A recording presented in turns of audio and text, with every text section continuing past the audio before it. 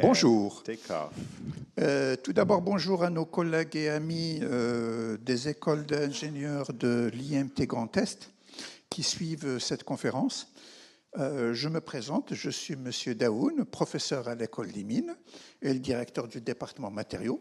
Et on a un très grand plaisir de recevoir aujourd'hui Semch. Je le laisserai se présenter. Il a travaillé beaucoup dans le domaine du Brexit, chose qui nous intéresse tous.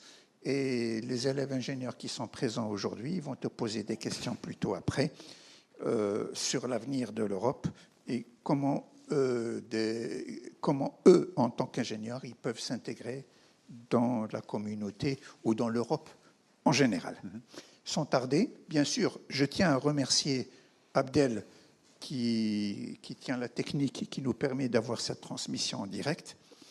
Et je laisse tout de suite la parole à Shems. Et je remercie aussi les jeunes Européens qui nous ont permis aussi d'organiser cette conférence. Shems, à toi. Merci beaucoup. Bonjour à tous. Et merci, professeur Daoun, pour l'invitation. Merci les jeunes Européens de Lorraine qui ont organisé cet événement, cet échange. Je vais essayer de ne pas parler trop vite pour ceux qui nous écoutent des 4 autres écoles. Et surtout, on n'est pas ici aujourd'hui pour avoir un cours long, mais plutôt un échange sur ce que vous voulez vis-à-vis de l'Europe, mais aussi précisément aujourd'hui sur Brexit. N'hésitez pas à avancer, il y a des places à l'avant aussi. Je m'appelle donc Shams Elgonemi et j'ai eu la chance de travailler pour une équipe de parlementaires britanniques dans la circonscription est l'Écosse, que vous connaissez sans doute, pas seulement via Braveheart, mais aussi via leurs universités, comme St Andrews, l'université d'Édimbourg, ou de Glasgow, ou de Stirling, donc qui nous font penser aussi à Nancy, qui est très, très représentée dans la carte européenne des villes universitaires de pointe. Et donc j'ai bossé pour ces Écossais qui m'ont un peu adopté, ces Britanniques, pendant 4 ans au Parlement européen, donc surtout à Bruxelles, mais effectivement, on va très souvent à Strasbourg pour les dernières heures de négociation de la loi. Et il s'est passé un truc assez imprévu, qui est Brexit. Et c'est pour ça que j'ai démissionné en avril dernier pour faire un tour de France dans 27 départements et expliquer ce qui se passe outre-Manche, parce que je pense que c'est très grave et très important que les Français comprennent, et les Européens comprennent ce qui se passe actuellement au Royaume-Uni. Je ne sais pas s'il y en a d'entre vous qui étaient au Royaume-Uni en tant qu'étudiants ou qui ont travaillé là-bas à ce moment-là, ou qui en viennent. Mais au nom de tous ces gens-là dont la vie quotidienne est fortement impactée par le Brexit, je pense qu'on devrait en parler en France, notamment pour comprendre aussi ce qu'est l'Union européenne en fait, puisque lorsque l'on est dans l'Union européenne, on ne remarque pas forcément ce qu'elle est. Là, il y a des gens qui sont en train de manger, et ils ne mangent pas en fait n'importe quoi, ils peuvent savoir d'ailleurs ce qu'ils sont en train de manger. Est-ce que c'est du bœuf? Est-ce que c'est du cheval? Est-ce que c'est de l'agneau? Est-ce que c'est 100% bœuf ou est-ce que c'est 90% bœuf? Est-ce que c'est 5% ou 10% de leur apport énergétique nécessaire, sain, quotidien? Est-ce que la boîte que vous utilisez sera recyclée ou pas? Est-ce que l'eau que vous buvez, elle peut être après complètement privatisée et marchandée comme un bien comme un autre ou pas? Vous rigolez, mais ça a moins fait rigoler les Italiens qui avaient très peur de la marchandisation de l'euro et qui ont fait une initiative citoyenne européenne pour protéger l'eau comme un bien public non marchand. Donc en fait, tout autour de nous, on a plein de choses qui sont directement liées à l'Union européenne, ne serait-ce que l'égalité homme-femme au niveau de vos salaires. Il y a beaucoup d'ingénieurs ici qui voudront travailler plus tard et qui peut-être seront sensibles à avoir un même salaire pour un même emploi, ce qui est un principe qui est très important au niveau européen et pour lequel beaucoup de nos États, de nos administrations se font régulièrement condamner et ça fait avancer les choses. On est juste à côté, enfin, à quoi, 70 km de la Belgique, un truc comme ça, ici, à Nancy.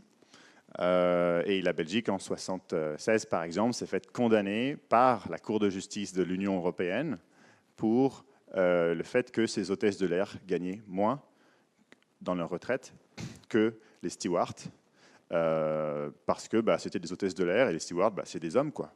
Donc ils gagnaient plus. Et ça ne s'était jamais remis en question. Et depuis ce temps-là, depuis cette implication européenne sur l'égalité homme-femme, eh bien, la Sabena, l'ancienne aviation belge, a dû respecter cela et donner les mêmes retraites pour un même emploi, peu importe qu'on soit un homme ou une femme. Donc c'est dans tous les domaines qu'on vit cette Europe, même si on ne la ressent pas, puisqu'il y a bien sûr des informations constantes de beaucoup de différents bords politiques, et il y a aussi un manque d'information. Il y a aussi de la mésinformation, donc des gens qui ne sont pas forcément au point, qui vont vous dire que Bruxelles a interdit telle chose de manière unilatérale, sans expliquer en fait que Bruxelles, c'est nous. Ce n'est pas nous, des gens qui travaillons au Parlement européen, ce sont les députés européens que vous êtes censément supposés élire tous les 5 ans. Je vous dis censément parce que là, on parle à beaucoup de gens qui sont, comme moi encore, qui ont moins de 35 ans, et donc qui vont peu aller voter. Mais vous avez cette possibilité qui va venir très bientôt. Le 26 mai 2019, vous pourrez voter pour la seule élection internationale du monde et élire directement vos représentants au Parlement européen qui ont des pouvoirs très, très importants sur qu'est-ce qu'on veut faire de Google, de Facebook, qu'est-ce qu'on veut faire du recyclage du portable qui est là-bas ou de vos données personnelles. Est-ce qu'on vend vos données ou pas? Est-ce qu'on envoie vos données bancaires aux Américains sans aucune garantie par rapport à la protection de vos données personnelles ou pas? Est-ce qu'on envoie un message pour protéger les droits de l'homme avec un grand H en Russie, par exemple, comme le Parlement européen l'a décidé il y a une semaine? Ou est-ce que finalement on quitte cette Europe et on travaille dans notre coin en pensant qu'on y travaillerait mieux tout seul? Et c'est ce qui a tenté l'extrême droite britannique. Et avec la porosité de la politique, une grande partie de la droite s'est convaincue de la pertinence d'avoir un référendum sur carrément, non pas quelle ou quelle politique vous voulez dans l'Europe, mais quitter l'Union européenne. Ça, c'était sous le gouvernement conservateur, donc de centre-droit, de David Cameron, qui s'est dit, fin 2015, « Ok, je vais faire un référendum, comme ça, on va le gagner, les gens resteront dans l'Union européenne, mais notre ennemi politique premier, l'extrême droite britannique, UKIP, United Kingdom Independent Party, va perdre des voix comme ça. Donc juste par pure politique interne, on s'est dit, allez, on va faire un référendum qu'on va gagner, et puis comme ça, on gagnera plus de voix par rapport à nos opposants. » Sans penser, oui, mais qui vous dit que vous allez gagner?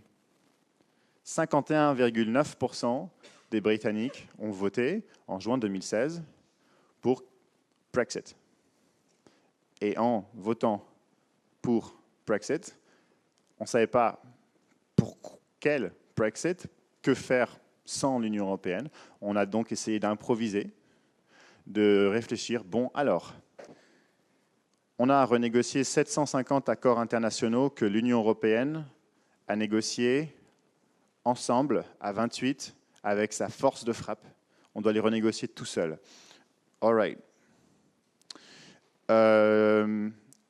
La chimiothérapie, apparemment, elle dépend de l'importation des isotopes des Pays-Bas à hauteur de 85%.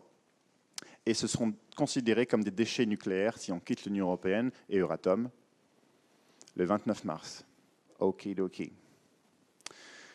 C'est vrai que nos agriculteurs, même s'ils critiquaient beaucoup la politique agricole commune, quand même vont perdre un quart de leurs revenus qui vient de la politique agricole commune, qui ne seront pas remplacés, puisqu'on a une crise financière économique énorme depuis le Brexit. C'est vrai aussi que même leur modèle est remis en question, puisque avant l'Union européenne interdisait le bœuf aux hormones, beaucoup d'OGM, le saumon transgénique, le poulet lavé au chlore, tout ça, et que demain, il va falloir négocier pour avoir accès au marché américain, au canadien, ou australien, ou argentin, qui tous utilisent les éléments que je vous ai cités. Or, ils seront juste 1/8 de ce que nous sommes à 28. Et donc, ils seront beaucoup moins alléchants, beaucoup moins intéressants, et donc il y aura beaucoup moins de compromis qu'ils pourront atteindre avec leurs counterparts américains, canadiens, etc. Et donc, on s'est rendu compte que, oups, c'est peut-être plus compliqué d'être tout seul. Et donc, on a découvert, grande découverte au niveau du Royaume-Uni, que 1 était un chiffre inférieur à 28. C'est assez simple, mais ce n'était pas si simple que ça. Et on peut prolonger encore la débandade avec une quantité d'exemples incroyables. Par exemple, les pêcheurs qui étaient méfiants envers Bruxelles, mais aussi envers Londres, mais aussi envers Édimbourg, donc la capitale de l'Écosse, la capitale du Royaume-Uni, la capitale de l'Union européenne, ont voté en bonne majorité pour quitter l'Union européenne, mais n'avaient pas pris en compte, pour la grande majorité d'entre eux, pas tous, que leurs produits, une fois qu'ils sont pris, il faut les vendre. Parce que c'est ça qui fait leur revenu, leur métier. Alors certes, il y a beaucoup de régulations européennes pour préserver les ressources halieutiques de la mer, mais une fois qu'elles sont prises et qu'elles sont à vendre, 85% de la production de la pêche britannique est à destination de l'Union européenne. Alors, si on la taxe, s'il y a des autres normes phytosanitaires, s'il y a des quotas, s'il y a même un blocus où c'est mort, l'industrie s'effondre. Donc on ne peut plus vraiment investir dans quoi que ce soit, on ne peut plus se projeter, puisqu'on va juste devoir en fait réduire complètement notre production, puisqu'on va juste être bon pour le Royaume-Uni, c'est tout. Le saumon cru, c'est 0% de taxes si vous en envoyez du bon saumon écossais en France. Mais si c'est taxé, c'est 5%. Les fruits de mer, c'est 25%. Donc, rien que dans cette industrie-là, l'Union européenne a aussi un impact très fort et il s'en rend compte maintenant. Recontrôler les 200 000 nautiques de zone économique exclusive autour du Royaume-Uni, ça paraît très alléchant comme idée, take back control, retrouver le contrôle, reprendre le contrôle, c'est quelque chose dont on a tous envie. Mais on se rend compte que c'est beaucoup plus important de reprendre le contrôle ensemble, entre Européens, pour gérer ensemble nos mers, que chacun dans son coin. Les poissons, ils sont ni belges, ni néerlandais, ni français, ni britanniques. Et si la Belgique essaye de préserver la sole et que les Hauts-de-France s'en fichent et la pêche, il n'y aura plus de sol. Donc il vaut mieux avoir une politique européenne pour préserver l'ensemble des ressources, avoir une pêche durable, aider vraiment les pêcheurs à aussi se reconvertir dans le tourisme durable, dans beaucoup d'autres choses, comme on le fait avec l'Ifremer au Pas-de-Calais, avec aussi la construction qui est financée à 50% par l'Union européenne du plus grand musée de la mer français, le musée Nausicaa, qui est aussi le premier musée européen de la mer, qui est magnifique à Boulogne-sur-Mer. Je vous dis ça parce que mon grand-père vient de Boulogne-sur-Mer, mais ma grand-mère vient de Strasbourg, du côté français. Et donc, dans chaque domaine, on s'est rendu compte qu'en fait, on avait plus à perdre qu'à gagner. Et que les gains qui peuvent être perçus au court terme d'être libre, d'avoir les mains libres, sont très illusoires, très rapidement. C'est même pas du court terme, en fait, puisque au lendemain d'un no deal, si vous quittez l'Union européenne, rien, vous n'envoyez pas votre poisson ici. Il y a des normes phytosanitaires, il y a la protection de la santé publique, il y a la protection de l'environnement, il y a plein de choses que nous devons appliquer tous ensemble pour essayer de mieux gérer cette complexité mondiale, la mondialisation.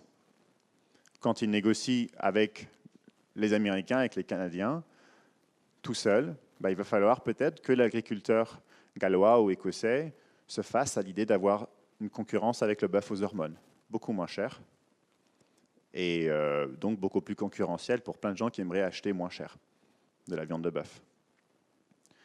Il n'avait pas prévu pour certains d'entre eux. Donc à tous les niveaux, au niveau des universitaires aussi, Oui, les meilleures universités de l'Union européenne, à bien des égards, sont au Royaume-Uni. Et c'est vraiment de loin le pays qui est le plus demandé pour le programme Erasmus. Et c'est là que sont beaucoup d'échanges pour le programme entre doctorants, programme Tempus, entre enseignants, mais le quitter veut pas, justement, peut donner l'illusion que on est les meilleurs, donc on n'a rien à craindre, alors qu'en réalité, eh bien, ils ont tout à gagner à rester dans l'Union européenne, puisque tous leurs programmes de recherche sont financés par les programmes européens. Bien sûr, pas 100%, mais la part des financements européens est extrêmement importante. Sans ces financements européens-là, la plupart de leurs projets de recherche d'importance tombent à l'eau. Ils n'ont pas de financement public britannique, ou très peu du moins. Et comme vous le savez, qui vous finance détermine aussi comment est-ce que vous pouvez travailler ensuite. Les retombées, est-ce que ça va être privé? Est-ce que le breveté va être public ou pas, etc. Il y a des incidences très importantes à avoir un financement public plutôt que de trouver des financements privés avec des conditions différentes. Par exemple, vous avez le premier programme de recherche le plus grand en matière de recherche publique d'Europe. C'est 80 milliards d'euros sur 7 ans. C'est le programme Horizon 2020. Horizon 2020. H2020 aussi. On peut l'appeler H2020, Horizon 2020, qui on essaie de l'augmenter actuellement au niveau du Parlement européen, de la Commission européenne, de ceux qui vont préparer les prochaines échéances, à 85 milliards d'euros. On est en temps d'austérité et on pense augmenter ce budget, tant mieux. Mais ça dépendra de vos votes aussi, le 26 mai. Les universités britanniques, elles ont un taux de retour sur contribution de 170% par rapport à Horizon 2020. Parce que comme elles sont très bonnes en matière de recherche, eh ben, au niveau européen, c'est un budget d'investissement qui promeut les meilleurs pour que tout le monde bénéficie de cela. Donc si les meilleures universités sont au Royaume-Uni, alors elles bénéficient plus que les autres des fonds européens aidant les meilleurs pour la recherche, puisque tout le monde après pourra en bénéficier. Mais les professeurs sont français, les professeurs sont allemands. On change de domaine, la médecine. 11% des médecins au Royaume-Uni sont européens, pas britanniques. 26% des chirurgiens sont européens, non britanniques. Je ne vous parle pas du personnel soignant, du personnel paramédical, des gens de la sécurité, des gens qui s'occupent de nettoyer tout, qui sont absolument fondamentaux au travail et qui ne sont pas britanniques et qui viennent de Pologne pour 900 000 d'entre eux, qui viennent de France pour un peu plus de 300 000 d'entre eux, qui viennent d'Allemagne et qui maintenant sont considérés comme des citoyens de seconde zone. Alors que dans l'Union européenne, on a un principe fondamental, c'est l'absence de discrimination entre Européens. Si moi, Français, je veux travailler en Belgique, la Belgique n'a aucun droit de me dire « oui, mais donnez-moi votre permis de travail belge ». Absolument pas, je suis un citoyen européen. Donc j'ai ce droit-là. Au Royaume-Uni, à partir du lendemain du 29 mars, ou de la fin de la période transitoire de 2020, on verra, mais c'est en gros demain, si vous allez au Royaume-Uni en 2021 pour demander un job, c'est plus un droit fondamental que vous avez. De même pour eux, bien sûr, de venir ici. Ce qui est très dommage, puisque plus les travailleurs peuvent avoir la liberté de postuler partout, plus ils vont trouver un job facilement, plus on a aussi une économie qui va mieux aller, plutôt que chacun d'être dans des ghettos, dans des marchés du travail qui sont limités à la France ou la Lorraine ou la zone euro, etc. Donc plus on accroît la mobilité du travail en termes économiques, mieux c'est, puisqu'il y a des zones où il y a du chômage, il y a des zones aussi où il n'y a pas de chômage. On a besoin de gens en Allemagne actuellement, aux Pays-Bas actuellement, en Suède actuellement. On recrute, on recherche. Même si vous ne parlez pas allemand, vous le bossez un petit peu, ça marche, vous êtes recruté. Parce que c'est des endroits qui sont vraiment en tension en matière d'offres et de demandes. En France, ça dépend vraiment des régions. En Ile-de-France, ça va mieux que dans d'autres régions, comme les Hauts-de-France. Donc c'est bien d'avoir cette mobilité-là. Donc voilà, le chirurgien, par exemple, le médecin, qui avant, avait cette liberté-là, même si maintenant le gouvernement britannique lui dit nous vous garantissons d'avoir le permis de travail le lendemain du Brexit, il n'y a pas de problème. Ouais, mais il dit, écoute Teresa, moi ma femme elle est espagnole, elle recherche du boulot, et toi avec ton nouveau régime avec de préférence nationale, bah, tu ne la privilégies pas. Pour l'assurance protection chômage, protection maladie, pour notre enfant, on aimerait bien le scolariser dans telle école, comme tous les autres Britanniques, sans qu'il ait à payer le double des droits de scolarité. Mais ça, c'était avant, quand on était dans l'Union européenne. Quand on la quitte, bah, les Britanniques peuvent faire la préférence nationale et augmenter les droits de scolarité des non-britanniques. Même si vous résidez au Royaume-Uni. Alors que si vous résidez à Nancy et que vous êtes allemand, l'école des mines ne peut pas du tout vous dire « Ah, vous êtes allemand, vous payez plus ». C'est illégal. Pas de discrimination entre Européens. Pour promouvoir justement la liberté d'étudier, de travailler, de vivre, de circuler, de résider, de prendre sa retraite, tout ce que vous voulez, dans toute l'Union européenne. Et donc, ils sont en train de perdre des droits et des libertés. Si vous êtes un syndicat et que le droit anglais, le droit britannique devient plus restrictif en matière d'obligations des patrons, par exemple, de vous informer, de consulter, de vous donner un droit à la représentation, qui est très important pour comprendre ce qui se passe dans l'entreprise et qu'il y a un dialogue social. Bah, tant pis pour vous. Vous n'êtes plus protégé par la charte européenne des droits fondamentaux, la charte de l'Union européenne des droits fondamentaux qui nous dit qu'il y a une obligation de consultation, de représentation. C'est pour ça que Castorama s'est fait condamner par la Cour de justice de l'Union européenne qui a défendu la CGT dans l'Aisne sur le travail dominical il y a juste quelques années. C'est pour ça que un EHPAD dans le Val-de-Marne s'est fait tirer les oreilles parce qu'il ne donnait pas le droit au premier jour de congé payé après 1 mois et qu'il arguait que la personne pouvait attendre 1 an avant de prendre ses congés.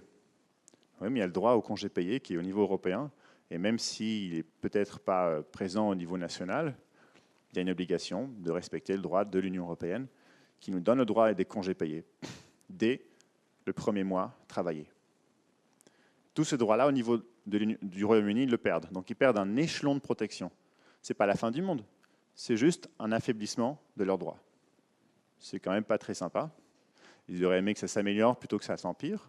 Et c'est pour ça que, malgré le fait que les syndicats sont ce qu'ils sont, donc politiquement indépendants, très complexes, divisés, ils se sont unis pour la première fois il y a 1 mois pour faire un appel conjoint, notamment avec le plus grand syndicat, Unite, qui a si vous voulez, la CFDT et la CGT ensemble, pour demander à ce qu'il y ait un deuxième vote, un people's vote, un second référendum, parce qu'ils ne voient absolument aucun scénario en quittant l'Union européenne qui sauvegarde l'emploi, qui améliore les conditions de travail des gens. Parce qu'au niveau britannique, c'est moins que d'être au niveau britannique et au niveau européen. C'est-à-dire qu'on ne parle pas de remplacer le niveau national quand c'est mieux fait. Allez au Danemark, allez en Suède et voyez leur modèle social. La France a beaucoup à aussi apprendre de leur modèle social et vice-versa. Mais au moins, on affine la chose. On a plus de couches de protection. Un détenu, par exemple, aussi est concerné. Au Royaume-Uni, avant, c'était tout à fait légal, si vous êtes condamné à des peines particulièrement graves, de perdre votre droit de vote et d'éligibilité à vie. Et la Cour européenne des droits de l'homme est intervenue en disant mais il y a un droit fondamental, le droit de vote et de représentation, qui est violé là. C'est pas normal qu'un détenu n'ait aucune perspective de réinsertion dans la société. C'est excessif. S'il a fait une peine, il a fait 30 ans de peine, c'est lourd, c'est comme ça, c'est la loi, d'accord. Mais après ça, il a le droit d'avoir la perspective de se réinsérer dans notamment la vie politique. Donc on ne peut pas le priver de ce droit ad vitam aeternam. Ou si cette personne-là encourt la torture, par exemple, ou qu'il n'ait pas de droit de la défense, alors qu'elle est censément innocente jusqu'à ce qu'on ait vraiment prouvé sa culpabilité, eh ben, il y a aussi l'Union européenne qui nous protège et la Cour européenne des droits de l'homme, par exemple, qui interdisait, qui condamnait le Royaume-Uni lorsqu'il voulait extrader des suspects aux Américains à Guantanamo sans droit de la défense. Et avec aussi des agissements qui sont de la torture. Par exemple, faire croire à quelqu'un qu'il va se noyer pendant des heures. Normalement, c'est illégal. Et donc, on n'a pas le droit d'envoyer n'importe qui aux États-Unis. S'il risque la peine de mort, c'est interdit. Parce que nous tous, dans l'Union européenne, on est contre la peine de mort.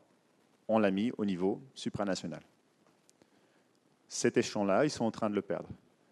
Le parti conservateur au pouvoir actuellement, le Tory Party, a dans son programme le fait de quitter la Convention européenne des droits de l'homme, qui a été faite en 1947, 1948, qui est un texte qui est le plus beau pour les juristes en matière de protection des libertés fondamentales et des droits fondamentaux au niveau supranational.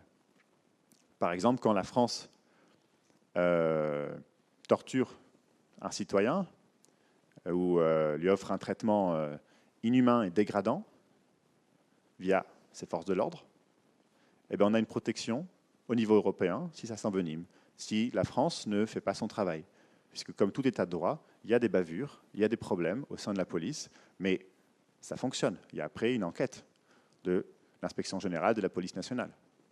Et parfois, il y a des couacs, ça ne marche pas. Et là, il y a le niveau européen qui peut ensuite redresser la France et dire attention, là, Ahmed Selmouni, en 1993, au commissariat de Bobigny, vous l'avez torturé pendant 5 jours.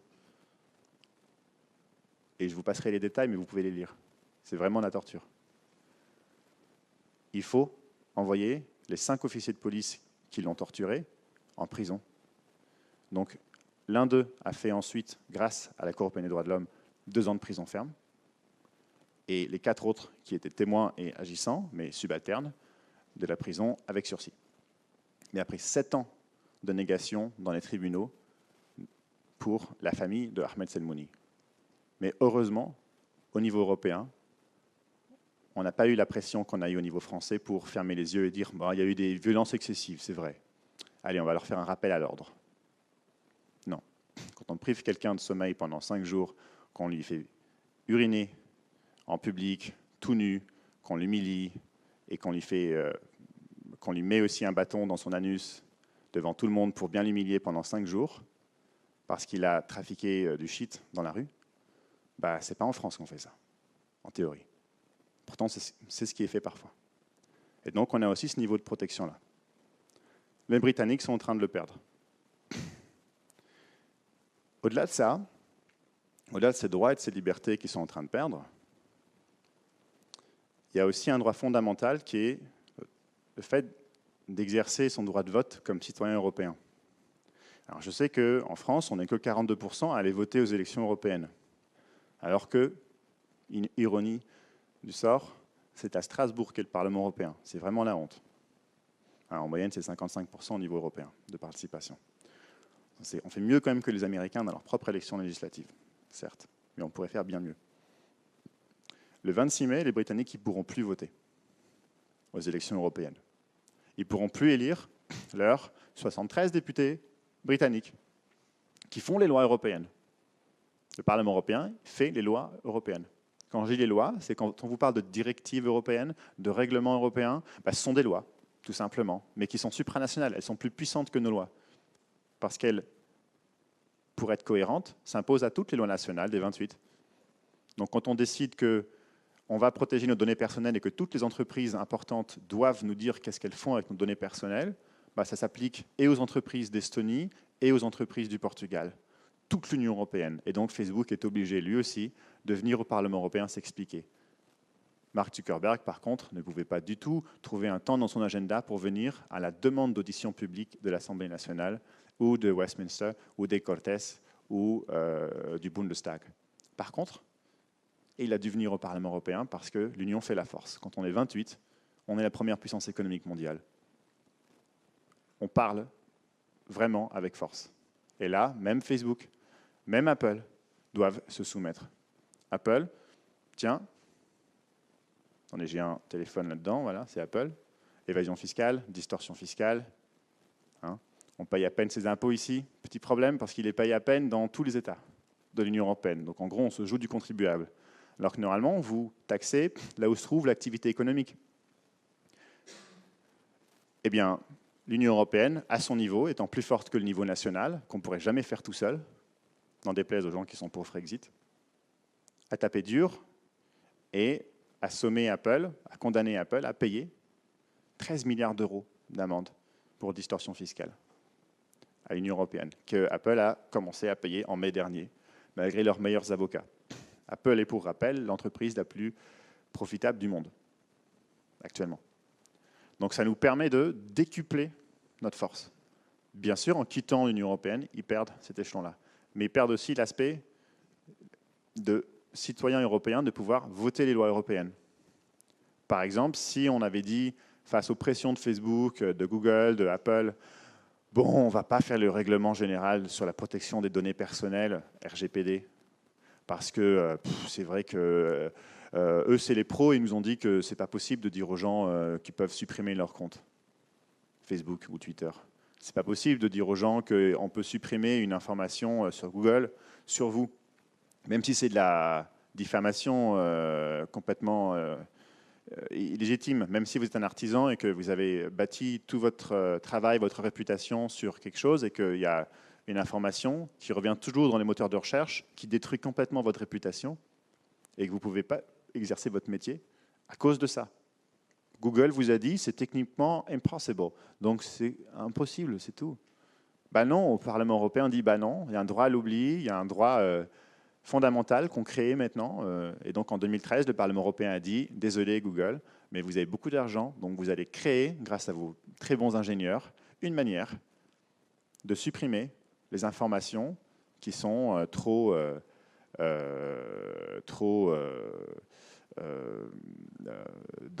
qui sont disproportionnées, qui sont, j'oublie le nom, manifestement, j'ai oublié le nom, mais qui vous portent préjudice de manière disproportionnée pour exercer, par exemple, votre travail. Ça, on l'a fait au niveau européen, on a dit merde, on va le faire, même si Google nous dit que ce n'est pas possible, et on l'a fait. Mais c'est au niveau du Parlement européen et au niveau de nos États, des 28, qui travaillent surtout à la majorité qualifiée, contrairement à ce qu'on pense. Ce n'est pas l'unanimité actuellement, c'est largement à la majorité qualifiée que nous adoptons les lois. Donc on a les deux institutions européennes qui codécident, le Parlement européen d'un côté et nos États, les 28 de l'autre, ils doivent décider ensemble. S'ils ne décident pas ensemble, ça ne marche pas. Si par exemple, les États veulent envoyer à peu près tous nos données bancaires personnelles aux Américains pour la lutte contre le terror, sans aucune condition, et que nos parlementaires, nos députés européens sont mobilisés par vous, par la société civile, et disent en fait nos citoyens ils n'aiment pas l'idée d'envoyer ça à 16 agences de renseignement américains sans aucune garantie sur qu'est-ce qu'ils font de nos informations, pendant combien de temps, qui les voit, qu'est-ce qu'ils en font. Donc en fait on va voter contre l'accord SWIFT, ce qui a été le cas en 2012. Eh ben, nos États sont obligés de trouver quelque chose qui soit acceptable pour nos députés européens.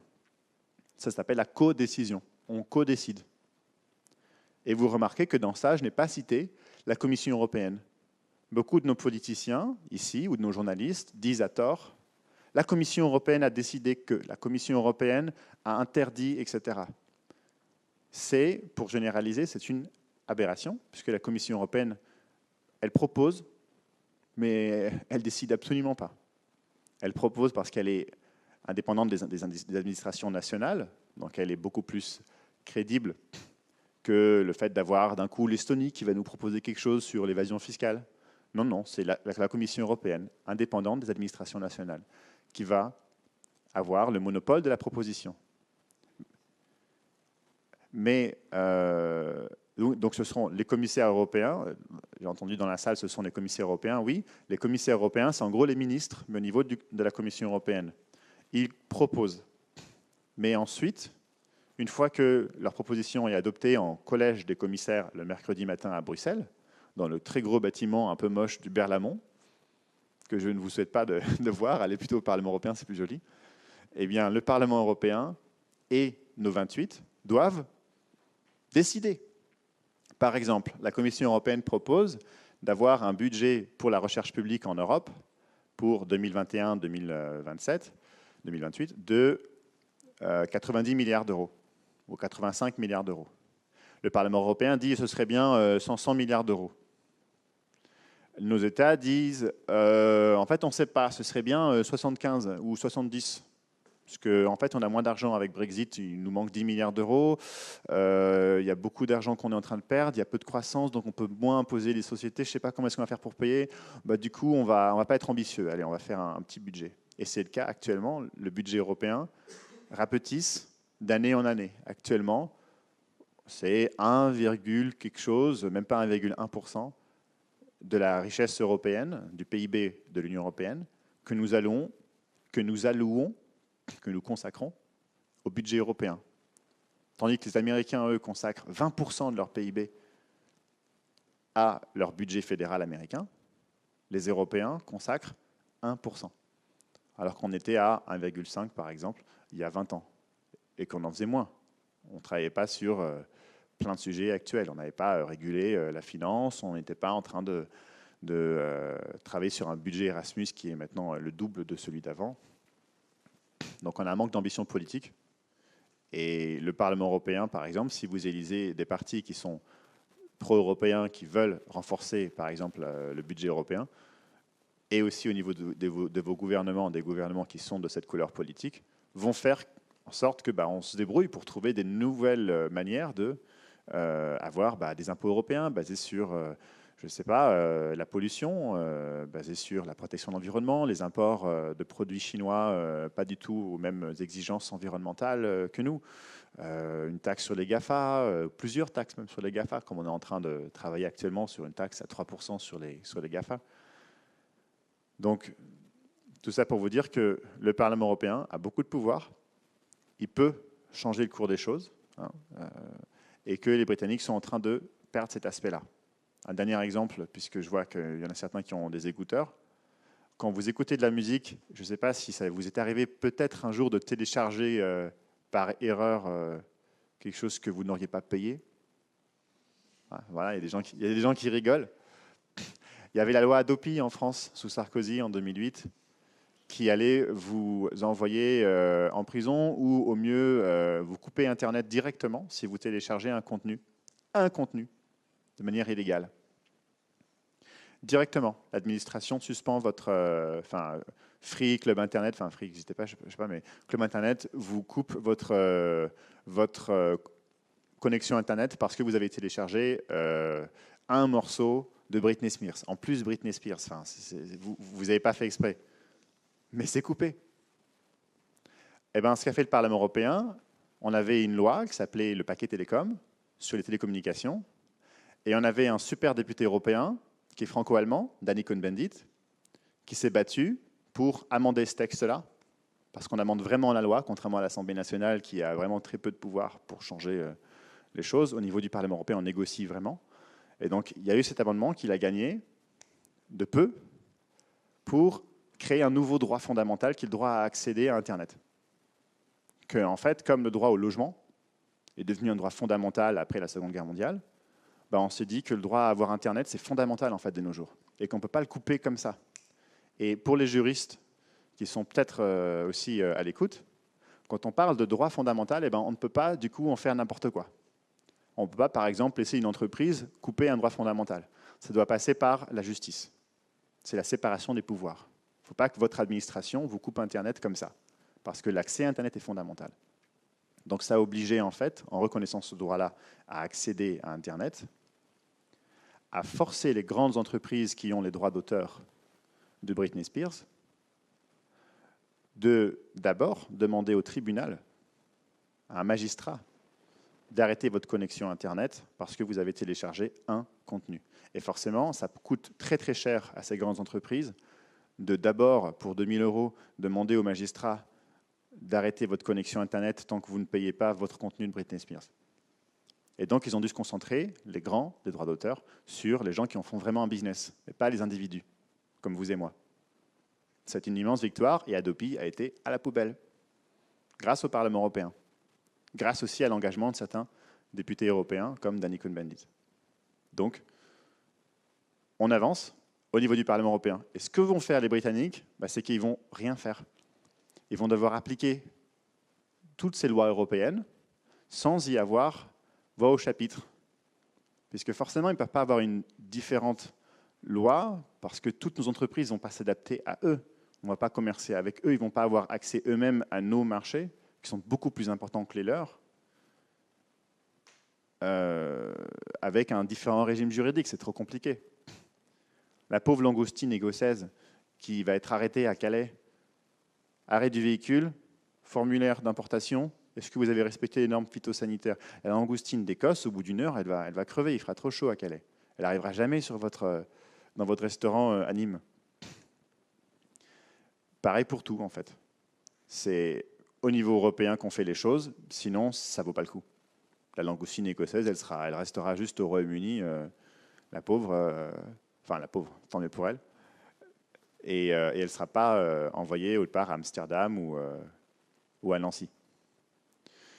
Et donc, pareillement, sur les droits d'auteur, par exemple, sur la musique qu'on écoute, les Britanniques ne vont pas du tout avoir un vrai régime différent parce que SoundCloud, Apple, Vivendi ne vont pas s'adapter à leur régime avec leurs nouvelles lois qui vont changer tous les 6 mois, il y a un petit truc qui a changé, etc. C'est trop compliqué. Parce que l'union fait la force. Et que quand on fait un truc à 28, ça veut dire qu'on ne le fait plus séparément. Et donc ça permet à nos PME, par exemple, que si elles veulent exporter, elles savent qu'au niveau européen, c'est la même loi partout, dans toute l'Union européenne, plutôt que de comprendre ce qu'elles ne pourront pas faire parce qu'elles n'ont peut-être pas les ressources humaines pour comprendre ça, sauf si c'est des grandes entreprises. Exactement comment est-ce qu'en Estonie ou en Suède ou en Finlande ou en Slovaquie, on doit préparer un moteur pour qu'il soit aux normes. Non, le moteur, il est aux normes européennes. Donc ça et ça et ça, c'est interdit. Ça et ça et ça, c'est contrôlé par telle manière de contrôler telle ou telle émission. Je ne vais pas m'aventurer trop parce que je parle devant des ingénieurs. Mais c'est au niveau européen plutôt que d'avoir 28 niveaux. Ça fait sens en fait. Et si la loi elle est absurde, parfois il y a des lois qui sont complètement qui marchent mal parce qu'on n'avait pas entrevu. Je peux vous le dire de l'intérieur parce que j'ai travaillé au Parlement européen pour plusieurs députés européens allemands, britanniques, français. Eh bien, c'est pas grave, on la change la loi. C'est tout. C'est l'avantage de la démocratie. Mais les Britanniques ne pourront pas changer la loi. Ils devront venir à la fin de l'adoption de la loi ou avant pour nous dire s'il vous plaît, est-ce que vous avez 2 minutes, juste 2 minutes, s'il vous plaît, parce que notre problème en Écosse, c'est non, désolé mec, on n'a pas le temps là. On est déjà 27, on doit négocier à 27 pour trouver un compromis entre les socialistes portugais, les populistes anti-avortement, antisémites de Pologne, les nouveaux fachos italiens, les luxembourgeois, écolos, bourgeois.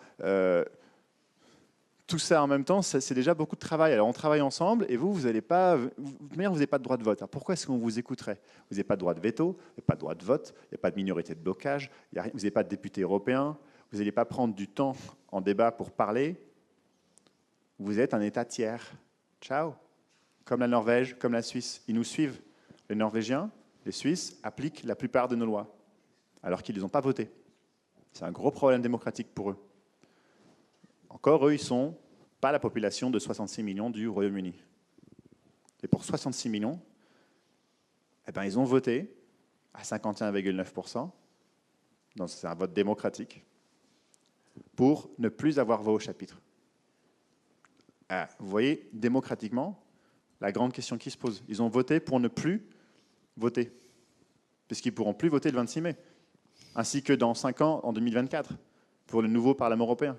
Et le Parlement européen décide d'élire le président de la Commission européenne, d'élire aussi le collège des commissaires, qui sont soumis à des auditions très importantes. Nos ministres, au niveau national français, on ne les met pas sous une audition pendant 3 heures, quand le président, ou le Premier ministre plutôt, propose ça. Non, il nomme le ministre et c'est tout. Et le ministre vient ensuite, le mercredi par exemple, à l'Assemblée nationale, répondre aux questions des députés. Mais ça ne se passe pas comme ça au niveau du Parlement européen. Il y a une audition pendant 3 heures en public où on bombarde le candidat de la Commission européenne de questions pour voir s'il est vraiment compétent. Par exemple, Michel Barnier, que vous connaissez, qui était commissaire en charge des services financiers, s'est fait bombarder de questions pendant 3 heures pour voir s'il était sérieux.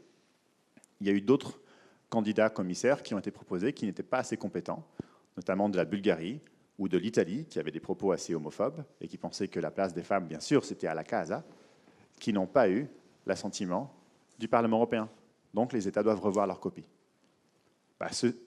Cette sélection-là de la Commission européenne, on ne l'a pas au niveau français. On fait les choses de manière imparfaite, mais souvent mieux qu'au niveau national, au Parlement européen. Donc voilà le professeur Darhoud qui vient.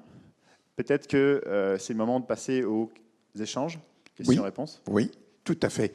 Alors, merci beaucoup pour ton discours. Il nous reste à peu près 10 minutes de faisceau pour le direct.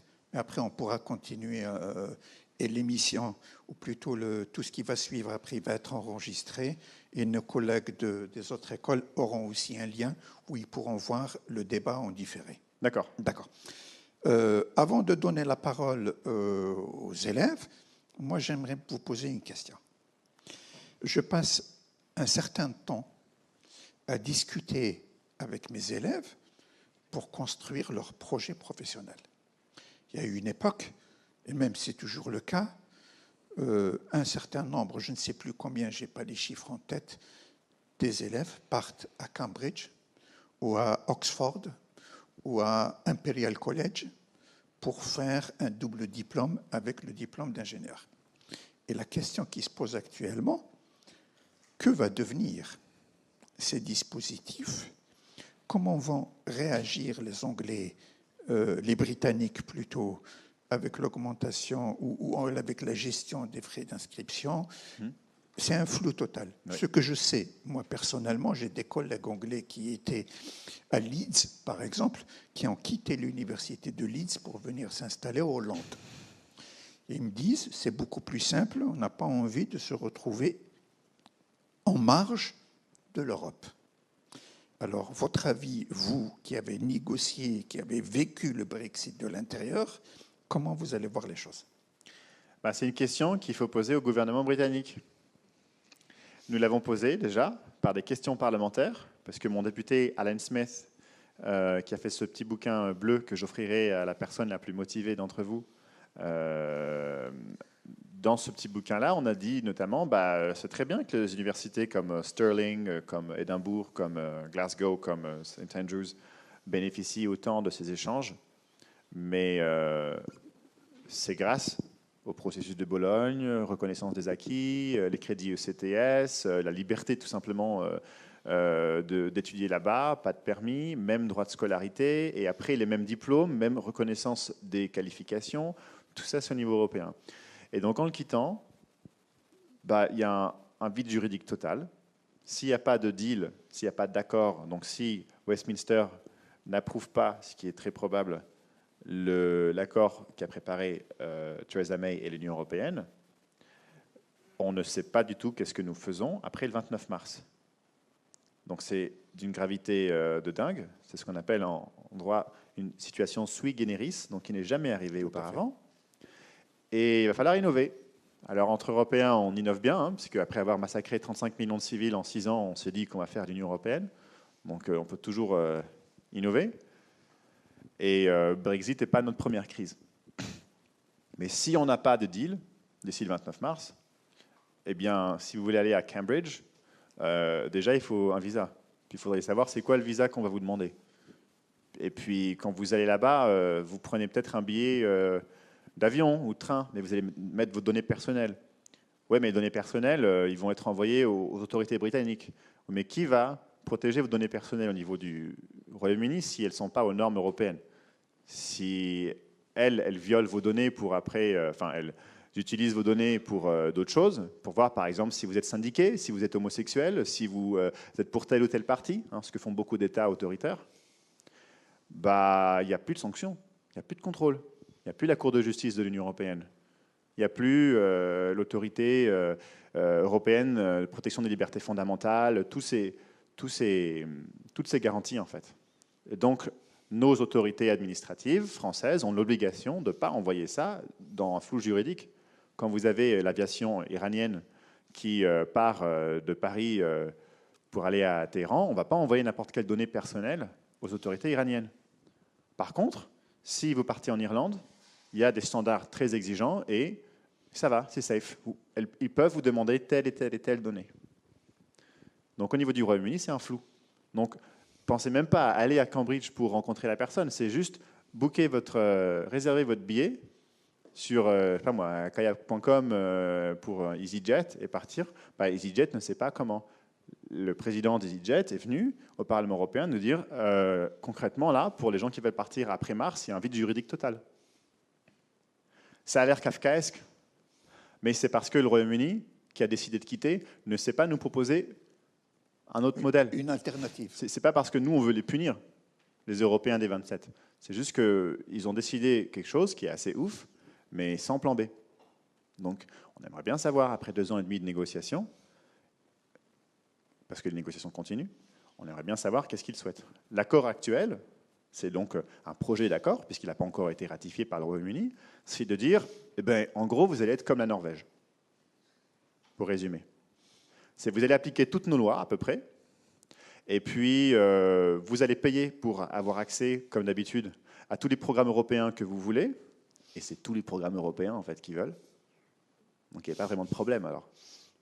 Donc le programme Erasmus, ouais, on veut, ouais. Erasmus+, super, 15 milliards d'euros sur 7 ans, on veut carrément, ouais. Envoyer 7 millions de personnes étudier, notamment dans nos universités, pour qu'après ils travaillent chez nous, à Londres, etc. Ouais, carrément, ouais. Le programme d'aide aux PME à l'export, ouais, on veut, tout à fait. Programme Life Plus, pour protéger la biodiversité, ouais. Programme Natura 2000, ouais, tout à fait. Le programme d'aide aux éoliennes, pour moderniser les éoliennes, les améliorer, ouais, tout à fait. Énergie nouvelle. Énergie nouvelle, biodiversité, protection des forêts, protection des sols, politique agricole commune, protection de la pêche, tourisme durable, culture, soutien du cinéma indépendant. C'est la majorité des financements publics au cinéma européen qui viennent du niveau européen. Donc on aimerait bien continuer à faire nos shows à Édimbourg en août pour le Edinburgh Festival, mais malheureusement, on ne pourra plus s'il y a moins de touristes et surtout si on perd les fonds publics, parce qu'il n'y a pas de fonds privés qui vont financer les artistes à Édimbourg pour faire une activité qui n'est pas profitable, mais qui est profitable à la société. Pareil, si on est une association LGBT en Irlande du Nord qui ne reconnaît pas du tout le droit des couples gays, lesbiennes à se marier ou à se paxer, ou même à exister en tant que tels, là, on perdra toutes les subventions publiques européennes pour aider les associations LGBT, par exemple. Donc, c'est un flou. Et cet accord-là leur propose tout simplement, et le gouvernement britannique l'a accepté, de faire comme la Norvège. Donc, ils vont payer bien, enfin presque ce qu'ils payent actuellement, mais sans voter ces lois. Par exemple, ils vont vouloir avoir accès au meilleur système de navigation par satellite du monde, qui est européen, le programme Galileo. Et donc nos 26 satellites européens qui, en temps réel, nous géolocalisent. Je fais attention à ce que je dis parce qu'il y a beaucoup d'ingénieurs qui regardent les absurdités mignonnes que je vais dire, mais pardonnez-moi. Le fait d'avoir cotisé, entre guillemets, 20 milliards d'euros pour, d'année en année, construire ce programme incroyable, fait que nous pouvons maintenant être beaucoup plus précis, pas à 3 mètres près comme le GPS américain, qui est contrôlé par l'armée américaine, mais à 10 cm sur 8 cm près, et qui est opérationnel depuis 1 an, mais à des niveaux macro, et qui, avec progression jusqu'en 2023-2024, va être appliqué à l'ensemble de notre économie, peut nous géolocaliser très rapidement dans la mer, dans les décombres, après une catastrophe naturelle. Et c'est pour ça que les Américains nous demandent, depuis l'ouragan Irma, notre aide pour géolocaliser leurs victimes chez eux et savoir si la personne est coincée dans les toilettes ou coincée dans le garage, rapidement. Parce que gagner une demi-heure, ça fait aussi gagner des vies. Ou, pour notre agriculture, savoir à l'avance précisément où se trouve telle ou telle récolte, où est-ce que la récolte en fait est plutôt comme ci ou comme ça. Ça permet aussi d'éviter du gaspillage, de prédire des sécheresses et donc d'améliorer l'aide humanitaire, par exemple au Sud-Soudan. Donc c'est très opérationnel. Et ça, ce sont des décisions, est-ce qu'on l'utilise de manière civile ou militaire, qui sont seulement décidées par nous, les Européens, parce que c'est nous qui l'avons fait. Et les Britanniques, en quittant le programme Galileo, n'ont plus voix au chapitre. Ils pourront payer comme les Norvégiens, comme les Suisses, pour avoir accès au système, mais ils ne pourront pas décider des vraies grandes orientations du système Galileo, par exemple. Merci. Est-ce qu'il y aurait des questions? Oui. Tu peux la demander, après moi je la redis pour les personnes qui nous suivent. Comme ça, je n'ai pas à le redire alors. Okay. J'avais juste une question. Tout à l'heure, vous avez parlé de citoyens de seconde zone au Royaume-Uni si le Brexit est mis en place. Dans quelle mesure est-ce que vous soutenez ce terme, en fait? Alors, les citoyens de seconde zone au Royaume-Uni commencent à se voir en filigrane dans le traitement qui est réservé aux citoyens européens non britanniques. Actuellement, les gens sont en train de recevoir des formulaires qui leur disent « vous êtes obligés de vous inscrire ». Alors qu'avant, ils n'étaient pas du tout obligés de s'inscrire puisqu'ils sont européens. Si vous êtes non européen et que vous êtes au Royaume-Uni, vous êtes obligé de vous inscrire, de demander un permis de travail, un permis de circuler au Royaume-Uni. Si vous êtes par contre français, il n'y a pas de souci, vous êtes comme les Britanniques. Mais avec Brexit, vous n'êtes plus égal, vous n'êtes plus égaux aux Britanniques. Eux, ils n'ont pas à s'inscrire, à demander un permis de travail, à dire qu'est-ce qu'ils font exactement. Ils peuvent scolariser leurs enfants au taux le plus bas auquel ils ont droit. Par contre, vous, quand vous aurez des enfants, les droits de scolarité de vos enfants, s'ils ne sont pas britanniques, pourquoi pas les augmenter? Si vous souhaitez travailler dans tel et tel secteur, oui, mais le Royaume-Uni a décidé de les restreindre aux Britanniques, en fait. British Jobs, qu'avait déjà commencé à dire Gordon Brown. Donc cette discrimination-là est aussi au niveau des entreprises. Si vous êtes, par exemple, Alstom, Thales, que vous avez travaillé pour vous êtes les meilleurs. Vous avez décidé de construire telle partie de l'extension du métro de Londres. Et qu'en fait, il y a une entreprise britannique qui aimerait bien, même si elle est moins bonne, avoir le contrat. Il y a une décision britannique qui fait que oui, elle a le contrat, elle a gagné. Bravo. Ça, c'est interdit actuellement. On ne discrimine pas. Au niveau britannique, ce sera possible. Peut-être. Tout ça, c'est en suspens. C'est pour ça que je parle dans de ce sens-là, seconde zone. Une question qui se pose aussi. Je prends par exemple une discussion que j'ai eue avec des ingénieurs de chez Airbus, Oui. le consortium européen. Il y a beaucoup d'Européens qui travaillent en Angleterre, qui fabriquent les ailes d'avion, comme il y a aussi des Britanniques qui travaillent au Havre, par exemple, qui font de l'usinage des plaques d'aluminium pour faire le berceau de l'avion. Le problème maintenant, quelle est la position des Européens par rapport aux Britanniques qui viennent travailler en Europe? On leur offre ce qu'eux nous offrent là-bas. Donc déjà, Airbus a dit au Royaume-Uni qu'il sera obligé de quitter le Royaume-Uni si le Royaume-Uni quitte avec un hard Brexit. Donc quitte l'union douanière, parce que ça n'a aucun sens d'être après taxé pour ramener nos ailes ou ramener d'autres processus qui sont faits au Royaume-Uni. Au niveau de ses employés, bien sûr, il veut avoir la liberté d'employer qui il le souhaite rapidement, sans bureaucratie. Parce qu'il faut bien comprendre qu'on dit que l'Union européenne est bureaucratique, mais c'est complètement faux. Elle est moins bureaucratique, clairement, que le niveau français. On est les plus fans de papiers, de notes, de décrets de toute l'Union européenne. Et surtout, c'est une loi au lieu de 28. Donc à chaque fois, ça réduit en fait au niveau européen le nombre de trucs. Et parfois, il y a des lois qui sont pas optimales, on les change tout simplement. Donc Airbus, par exemple, c'est un très bon exemple. Comme Galileo. Les systèmes de cryptage du signal de Galileo sont faits par une entreprise française, Thales, en Irlande du Nord. Ouais. Et donc, ils vont devoir maintenant déménager dans l'Union européenne pour que nous continuons à protéger l'intégrité de ce signal, par exemple. J'espère ne pas dire de choses trop amateurs par rapport aux ingénieurs. Oh, pas du tout. Pas du tout. Je te rassure, c'est parfait. Il y a une question ici, on va la prendre tout de suite. Pour rebondir sur ce que vous venez de dire, est-ce qu'il y a vraiment beaucoup d'entreprises qui comptent délocaliser leur siège social après le Brexit?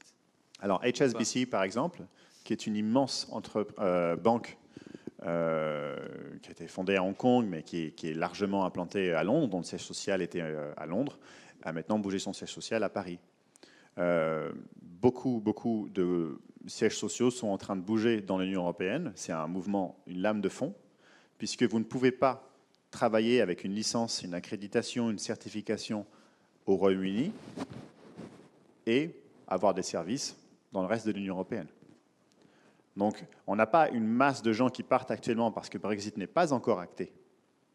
Mais déjà, les entreprises ont dû s'adapter et nous avons énormément de personnes qui recalibrent déjà leurs investissements, leurs projets. Il n'y a plus de grands investissements de long terme au Royaume-Uni actuellement au niveau international. Tous les investissements qui étaient basés sur la liberté de circulation sont suspendus. Donc, par exemple, quand le Premier ministre japonais Shinzo Abe est venu à Londres, il y a déjà 1 an et demi, il a dit, et on sait que les Japonais sont très diplomatiques quand ils parlent, il a dit, nous avons investi 50% de nos investissements, enfin 50% des investissements dans l'Union européenne que le Japon a ont été au Royaume-Uni. Ce n'est pas parce que vous représentez 50% de la valeur, c'est parce que vous êtes membre de l'Union européenne, et donc on a misé sur le Royaume-Uni en tant que membre de l'Union européenne. Et le Japon a beaucoup à perdre du Brexit, puisque ça veut dire que ce sera sous-optimal, quoi. Il devra donc bouger maintenant ses sièges sociaux japonais en France, aux Pays-Bas, en Allemagne, alors que c'était mieux à Londres. Donc c'est une dynamique de fond qui fait que c'est moins pertinent d'être au Royaume-Uni qu'avant, bien sûr. Il y a un gel des très grands investissements internationaux, les gens ne se projettent plus dans l'avenir, les achats par exemple de voitures neuves sont en chute libre, les achats d'appartements sont en chute libre, de maisons, les gens consomment beaucoup moins, il y a une chute de la livre de 30%, les petites épargnes, les petites retraites sont en train de déprécier à vue d'œil, puisque la valeur de l'économie britannique est en train de se déprécier, puisque c'est beaucoup moins intéressant maintenant le UK que le UK dans l'Union européenne. Et justement, lorsque je discute avec les élèves, lorsqu'on prépare leur départ vers le Royaume-Uni, particulièrement à Londres, on fait un budget. Pour une année d'études à Londres, c'est de l'ordre de 25 000 € en moyenne. Et est-ce que ce ne serait pas peut-être une opportunité où ça va coûter moins cher? Alors ça va coûter moins cher, mais c'est parce que ça vaut moins. Justement. Donc, si vous allez quelque part parce que ça vaut moins, je vous recommande chaleureusement d'aller au nord de l'Afghanistan. Ça vaut vraiment moins en valeur, parce qu'il y a eu effectivement 30 ans de guerre civile et de guerre, et donc la valeur là-bas du capital, de l'économie, de ce que vous pouvez faire, est beaucoup moins avancée. Mais si vous allez là où la valeur est beaucoup plus élevée, si vous voulez vous loger à Paris, bah, ça coûte beaucoup plus, mais ça reflète aussi une demande. Le fait que les gens veulent aller ici, que la France soit une terre d'immigration, c'est un symbole de santé. D'ailleurs, c'est plus trop le cas maintenant. Mais le fait que les gens aient voulu venir pendant longtemps en France, c'était un symbole un signe de richesse. Et les gens vont toujours actuellement en Île-de-France, à Nancy, quittent les petits villages, ce qui est un gros problème pour ces villages, parce qu'il y a de la valeur dans les villes et beaucoup moins dans les villages, ce qui est dramatique. Mais ça, c'est un fait. Il y a une question ici. Ouais. Alors, la vraie question, c'est aussi, est-ce qu'il y a beaucoup de Britanniques qui n'ont pas choisi de prendre le Brexit en tant que gain de souveraineté par rapport à une organisation supranationale qui initialement correspondait à leurs aspirations nationales et peut-être de destinée manifeste politique pour les Britanniques, et qui maintenant s'est un peu égaré sur le chemin politique, et maintenant les Britanniques ont plus à gagner d'un point de vue souveraineté politique et économique, par exemple, au lieu de s'afficher avec l'Union européenne. Par exemple, sur l'Iran, par exemple, est-ce qu'ils n'auraient pas gagné en s'affichant en tant que partenaire indépendant, donc plus affilié au régime européen, et subséquemment peut-être aux États-Unis, et du coup y aller en partenaire indépendant? Est-ce qu'il ne gagnerait pas en partenaire de qui indépendant? On est partenaire de quelque chose. Par exemple, aujourd'hui, il y a eu un embargo sur la Russie. L'ensemble des pays de l'Union européenne sont suivis les Américains. D'accord? Par exemple, les entreprises comme Total, on ne peut pas l'ignorer. Voilà. Alors, on ne fait pas du suivisme. On ne suit pas les Américains. J'ai jamais dit que je parle d'un comportement.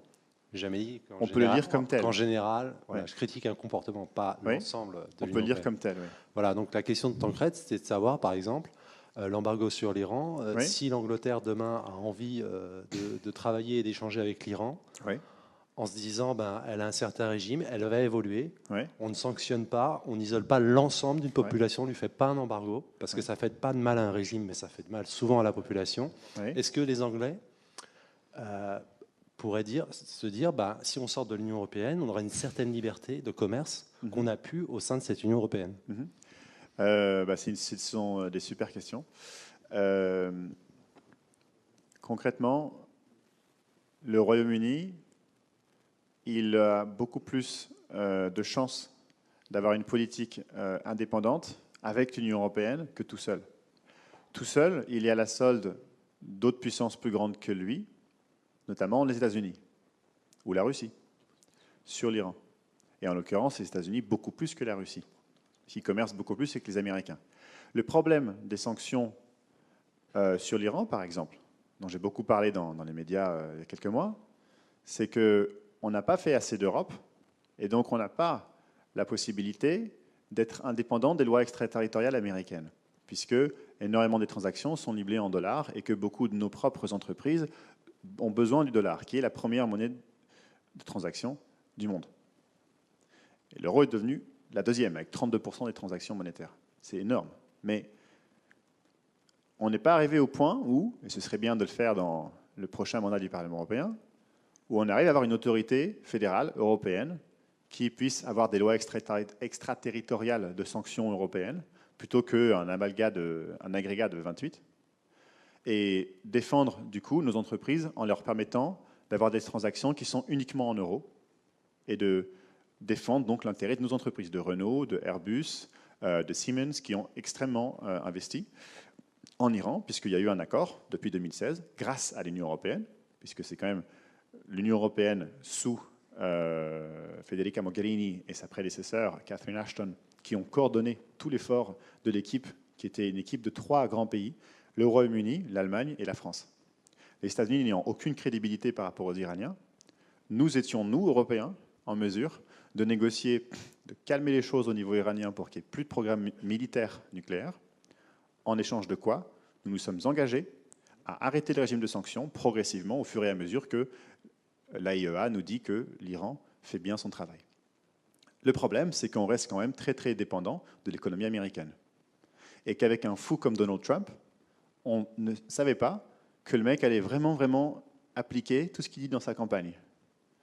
Et que même si le Congrès américain et l'intérêt américain fait que normalement on est pour calmer les choses et lutter contre la prolifération nucléaire, on a un fou qui a décidé que it's my way or the highway, et on va dénoncer l'accord en pensant que ce n'est pas un accord exigeant, sans aucune alternative, sans aucun plan B, et donc on envenime les choses complètement de manière irresponsable.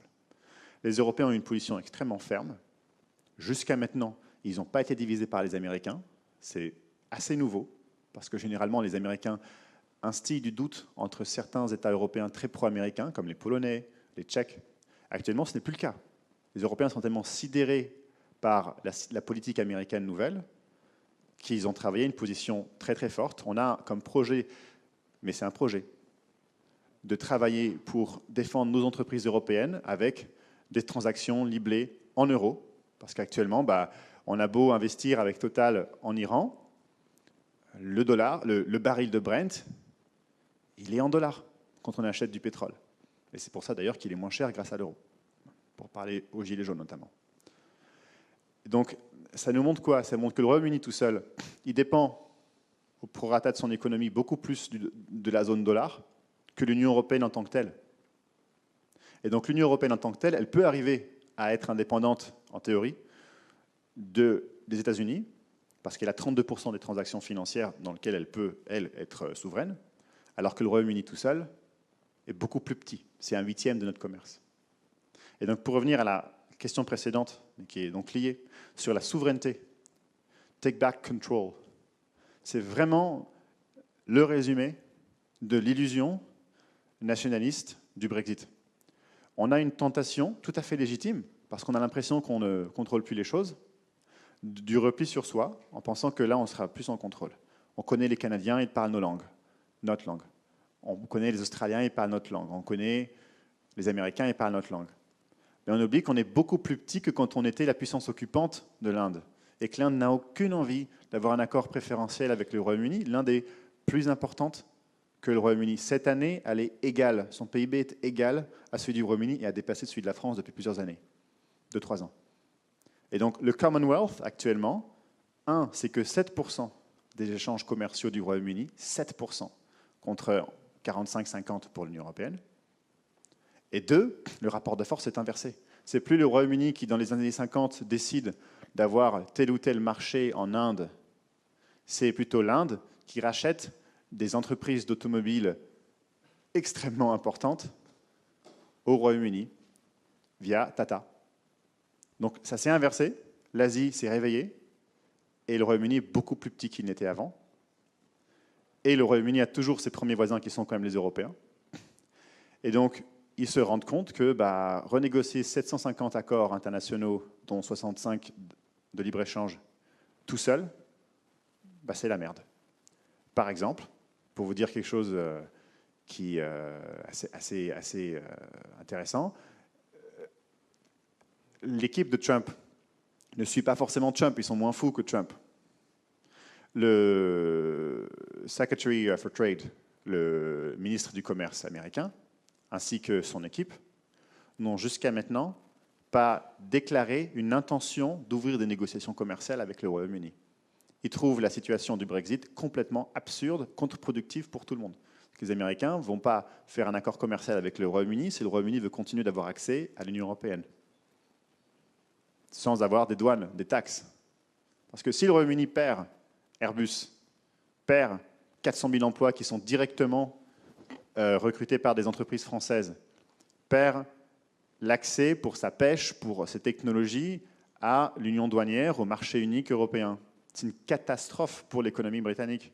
Elle pourra certes commercer avec les États-Unis qui sont beaucoup plus loin, en ayant des taux qu'elle décide elle-même sans l'Union européenne. Mais son pouvoir de négociation sera bien moindre.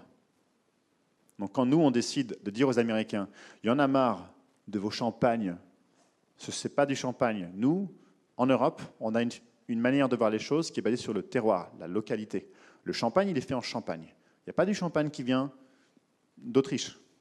Il y a d'autres choses. Vous pouvez boire du Gewürztraminer si vous voulez. Vous pouvez boire du crément, mais il y en a aussi ici. Mais pas du champagne. Ça, c'est un modèle européen. Les Américains, c'est basé sur la marque. Ils s'en fichent d'où ça vient. C'est la marque qu'il faut protéger. Que la marque a été rachetée par le groupe Coca-Cola, donc c'est Coca-Cola qui a le droit, point. C'est basé sur, pas le lieu, mais la marque. Eh bien, jusqu'en 2003, il y avait plein de champagnes aux États-Unis qui faisaient immensément concurrence à nos producteurs de vignobles champenois qui voulaient exporter, mais les Américains, les consommateurs qui voulaient du champagne, achetaient du champagne qui venait du Montana, de Californie. Et depuis 2003, avec notre puissance de frappe européenne, on a dit non, on va avoir un accord branche avec les Américains et on va protéger le champagne européen, donc français, et de champagne. Et vous n'avez plus le droit d'appeler du champagne du champagne. Une question ici. Oui, bonjour. En fait, vous venez ici pour essayer de nous convaincre, notamment des dangers liés au Brexit. Tout à fait. Et dans votre vie de député, à quel moment vous laissez des personnes tenter de vous convaincre et ces personnes peuvent-elles être représentatives des Européens, selon vous? Alors moi, je ne suis pas du tout député européen. Je suis un ancien conseiller de députés européens. Donc j'ai travaillé au Parlement européen pour eux. J'étais leur assistant. On était aussi en contact avec des gens qui sont pour le Brexit. Puisque dans notre travail, on a 200-300 emails individuels par jour de gens citoyens.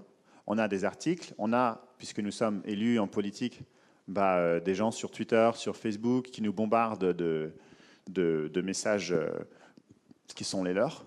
Hein, tout comme hier, j'ai fait un débat à Nancy et avant-hier en Isère, et on a eu le parti de François Asselineau, l'UPR, qui tout de suite nous a répondu des tweets incendiaires, nous disant leur version des choses pour le Frexit. Donc on est en contact avec des gens qui sont leaders de ces opinions-là, comme Nigel Farage, comme Marine Le Pen, et on voit ce qu'ils disent. Et on est obligé de lire leurs programmes, leurs pamphlets, de voir leurs débats pour voir ce que les gens eux-mêmes entendent. Et après, on essaie de convaincre quand on peut convaincre ou de persuader quand on peut persuader. Les deux étant différents, le rationnel et l'irrationnel ont toute leur place pour essayer de faire comprendre aux gens que we're stronger together, qu'on est plus fort ensemble. Que face à la mondialisation, les choses sont compliquées, elles sont difficiles, et on est obligé de travailler ensemble, et qu'il y a des malentendus aussi. Que quand ils disent que l'Union européenne part dans une voie qui n'est pas contrôlée par le Royaume-Uni, c'est complètement faux. Le Royaume-Uni vote tous les jours au Conseil, avec 28 personnes, 28 États, au Parlement européen. Ils prennent part, ils sont rapporteurs, ils sont présidents de commission, ils sont commissaires, ils sont complètement intégrés au niveau de l'Union européenne. Ils nous font chier pendant des années, quand on décide, après la crise financière, de plafonner les bonus des traders en salle de marché. Et on y est arrivé. Mais ils nous ont fait chier pendant 3-4 ans pour ça. Parce que c'est la City, c'est un quart du marché boursier européen. Mais ils en prenaient part, il n'y avait pas de complot contre eux. Mais effectivement, l'illusion nationaliste, l'hubris nationaliste a fait que c'est parti en couille, quoi. James, si tu permets, on a encore 2 questions ici, une troisième là-bas. Aucune question des filles, je remarque. Parce que le temps avance, et je sais que pas mal d'élèves ont cours à 13h30, donc on va... Des questions courtes. 13h30, okay. Vous aviez parlé en début de présentation de la possibilité d'un deuxième vote. Ouais. Donc, est-ce que vous pensez que c'est probable ? C'est possible, mais je suis pas... J'étais analyste politique avant sur la Syrie, et je peux vous dire que on ne peut jamais vous dire l'avenir. Ce qui est clair, c'est que c'est incertain, et c'est plus incertain que jamais auparavant. En fait, vous avez dans un référendum un immense problème, c'est que ça simplifie toujours quelque chose un peu de manière qui ne peut pas être simplifié. Par exemple, les Britanniques ont voté pour, 51,9% ont voté pour quitter l'Union européenne. Et à noter que les jeunes ont voté à 70% pour rester, dans les moins de 35 ans. D'accord ? Donc, ça veut dire quoi, quitter ? Il y a des gens qui disent quitter, ça veut dire on ne veut pas de bureaucratie. D'autres qui disent quitter, ça veut dire on ne veut pas de Polonais qui nous prennent nos boulots. D'autres personnes disent quitter, c'est on ne veut pas de musulmans au Royaume-Uni. D'autres qui disent quitter, c'est on ne veut pas d'une organisation autoritaire non élue où il n'y a pas d'élection. Ils oublient souvent le Parlement européen, tout ça. Et puis d'autres personnes qui disent quitter, ça veut dire on veut un accord de libre-échange avec le monde entier. Donc, il faut s'adapter au plus grand nombre. Le problème, c'est que le plus grand nombre, là, c'est un peu comme le dilemme après le non à la Constitution européenne en France par 54% des Français. Il y en a 18% qui ont voté non pour que la Turquie ne rentre pas dans l'Union européenne, qui s'inscrivent plutôt à droite et à la droite de la droite en France.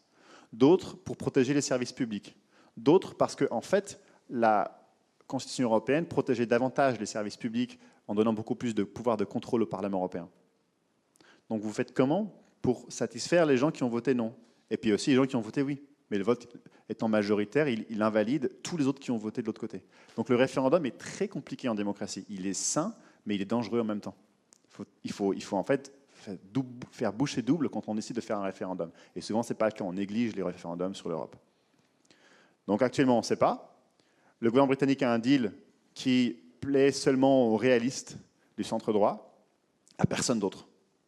Ça ne plaît pas à l'Irlande du Nord, ça ne plaît pas à la gauche, clairement, ça ne plaît pas aux écolos, ça ne plaît pas aux centristes pro-européens, ça ne plaît pas au centre droit pro-européen, ça ne plaît pas à l'extrême droite qui veut encore couper les ponts et partir and sail off to the seas of free trade, alors qu'en réalité, c'est juste pas possible, ils ne le veulent pas eux non plus. Mais ces gens-là se fichent de la réalité, ils la savent, mais ils veulent être réélus.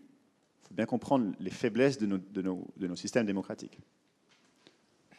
Bonjour monsieur. Vous avez décrit tous les problèmes qui seraient liés au Brexit pour le Royaume-Uni. Comment dans ce cas est-ce que vous expliquez que 50 et quelques % des électeurs qui sont exprimés aient voté pour le Brexit? Et question subsidiaire, vous avez fait toute une pédagogie pour énumérer tous les inconvénients liés au Brexit. Pas tous, un certain nombre en tout cas. J'imagine que les politiciens britanniques qui étaient contre le Brexit ont aussi fait cette pédagogie. Comment est-ce que vous expliquez dans ce cas-là que les Anglais, enfin les Britanniques, aient dit non à toutes ces choses-là? C'est quoi les ressorts du vote britannique? Alors, on est en janvier 2016 et on a enfin la date du référendum. On croyait jusqu'à début janvier que c'était en octobre. Et puis mi-janvier, il y a une décision, conférence de presse de David Cameron, le Premier ministre du temps, qui dit en fait, le référendum sera en juin. On a 6 mois, pour faire de la pédagogie et informer les gens pour qu'ils soient de gauche, de droite, écolo, centriste ou autre chose, ou même xénophobes. qui comprennent qu'ils ont plus intérêt à rester dans l'Union européenne. Malgré The Sun, The Daily Mail, The Telegraph, la désinformation et l'absence d'information. Donc, le pêcheur qui ne sait pas que c'est grâce aux reconnaissances entre nous de toutes ces normes qu'il peut envoyer son poisson là où il le souhaite, ou la personne qui aimerait bien avoir plus d'argent dans son hôpital, et on a dit que 350 millions de livres sterling par semaine seraient donnés à ces hôpitaux pour construire un hôpital par semaine s'ils quittent l'Union européenne. Et il faut lui dire que, un, c'est pas vrai, et deux, si on quitte l'Union européenne, il n'y aura plus personne pour vous soigner. Ça prend du temps. Il y a beaucoup de gens qui ont voté parce qu'ils étaient contre le gouvernement, donc ils ont voté contre. D'autres personnes qui ont voté contre parce que ça leur fait plaisir. D'autres qui étaient pour ou contre, mais qui ne sont pas allés voter.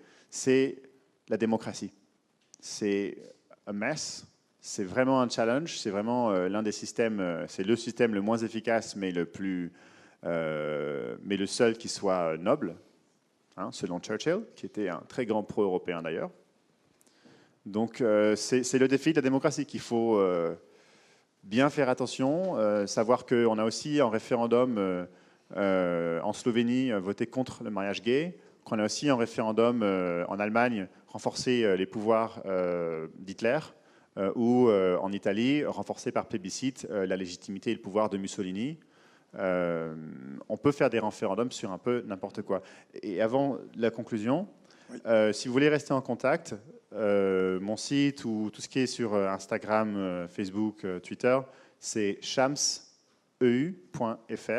ou @shamseu. Vous pouvez le voir dans l'événement Facebook. Mais si vous avez des questions qui sont plus spécifiques ou que vous voulez, avec les jeunes Européens, organiser d'autres événements avec d'autres personnes qui travaillent dans d'autres politiques, par exemple l'espace, je serai très content aussi de vous aider individuellement. Et merci aux jeunes Européens. Et moi, je vous invite à revenir à Nancy. Merci. Probablement avant la fin de l'année, cette année. Pas dans 15 jours. Hein. Okay. Non, je veux dire avant juin. Jusqu'à vendredi. Et peut-être qu'on pourra parler de l'avenir des startups dans le cas du Brexit. On verra s'il y a encore l'Union européenne à ce stade. OK. Merci. On applaudit notre invité. Merci à vous, merci à vous.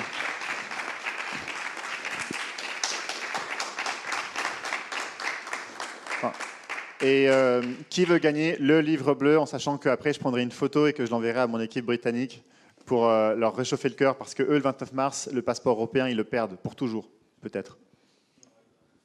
Qui le veut? Ça discute en haut, ça sourit en bas, ça négocie.